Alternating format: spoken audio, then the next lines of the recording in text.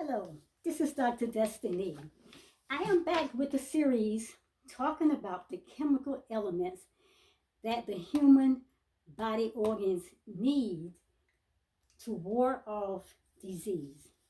So there is series 1 out there, series 2, and series 3. And if you have not yet, watch those videos, my people. You better get over there and watch those videos. This is some very important information. Today I'm going to start with series 4. A lot of the body organs that I have already discussed, or the chemical elements, I'm not going back over there and repeating those again, but it will be dropped in your comment sections as well as description box. And my people, you can do your own research. You can do your own research and get that information that you need. So I'm going to go on and pick up series 4 today. Series 4. And I want you to come on and watch these video series with me. Like I said, you got to get to 1, series 2, and 3 before you jump into 4. So we all going to be on the same page. Like I said, let's get started because these are your chemical elements. The main chemical needs of the body organs. And I already repeated it several of them. I think I did about 9 of them already. So today we're going into series 4, and we're going to start with your teeth and your bones. These are organs in your body, and your teeth and your bones, they need fluorine and they need calcium. Now, I already have gone over fluorine, so you can go back and get that information in this video, or you can do your research of your own, okay? So let's start with the teeth and the bones. These organs, it said, need fluorine and calcium. Now I'm going to tell you more about calcium. Calcium is the healer in the body. All tissues need calcium if any healing in your body is going to take place. Calcium chief service, it lies in its building of the bones and in the hard tissues of the body. Bones, it knits well together with the proper amount of calcium. And soft tissues, such as those in your leg ulcers, and like often, it will quickly heal when the proper amount of calcium is supplied. Now, calcium drives impurities out of the body. Calcium is imperative to a healthy body. Hemorrhages and raw and irritated surfaces, tuberculosis, poor circulation, bone diseases, teeth decay, weak joints, rheumatism, as well as arthritis, running sores, hay fever, and asthma. All of these indicate a need of calcium. The tone or, like I said, the power of the body, it's going to depend on calcium, people. Every tired body needs calcium. So you write all the time, I'm tired, I'm worn out, I don't know why, I'm so tired, I get rest. It might be telling you that your body needs calcium. The best way to get calcium, and these are some food sources I'm going to give you that you can get calcium from. But the best way to get calcium is from raw goat milk. As I said in other videos, you choose a diet that's best for you. I'm not telling you to choose any diet. It's your choice. So like I said, some of these foods, whatever diet you may be on, you may not be able to eat those, but you can find those chemical elements in other foods. So the best way to get calcium is from raw goat milk, your raw cow milk, which is your dairy milk, any green vegetable, all of our natural unpolished grains that are high in calcium. Green kale is very high in calcium. All vegetable juices, though, it helps to get this mineral of calcium into the body. One of the finest things we know of in helping to fix the body calcium is using a vegetable broth powder. You can get that from your supermarket stores. All you do, you just make a little mix. You mix it with a teaspoon or raw milk or whatever that milk that you may use. You mix it together with a little powder of vegetable broth and you put it together. You do this little drink. But here are some other foods that you can get calcium from. Swiss cheese, goat cheese, hard cheese, they are very high in calcium. So let's go to the next one. Your adrenal glands. Your adrenal glands, it needs zinc. Adrenal glands need zinc. That's a trace mineral. Zinc is an essential trace element in the human body, where it is found in high concentration in the red blood cells as an essential part of the enzyme carbonate hydroxylase.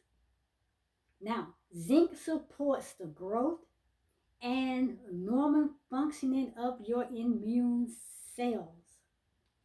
Here are some foods that you can get some zinc from. Be like oysters, raw meats, poultry. That means your turkey, what's called thing, chickens, ducks, whatever. The poultry, pumpkin seeds, chickpeas, almonds, instant oatmeal, cheddar cheese, and low-fat yogurt. And that's where you can get zinc from. As for your adrenal glands. Now, the next body organ that I'm going to talk on will be your liver. And your liver needs sulfur, which I've already discussed. And I said you just make sure you read that description box or your comment section. That information will be there. And I keep saying, people, it's best to do your own study and your research. But again, your organ, it needs sulfur and it needs iron. So let's talk about iron. What does iron do for the liver and your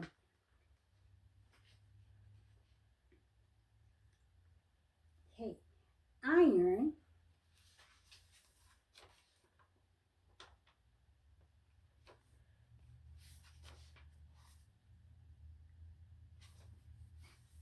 I'm gonna get there. Iron is the essential, it is so important in the blood as the oxygen carrier. It prevents anemia, it promotes vitality and ambition. Iron foods, it attracts oxygen. Indication of iron deficiencies are weakness, lassitude, skin eruptions, leukorrhea, and tendencies for crying.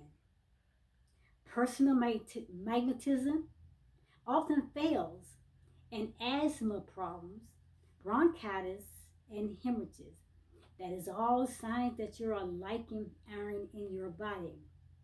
Principal sources of foods that you can get iron from would be all green leafy vegetables, wild blackberries and black cherries, egg yolks, also with liver, oysters, and like I said, your potato peeling broth, you can make that on your own from potato peels.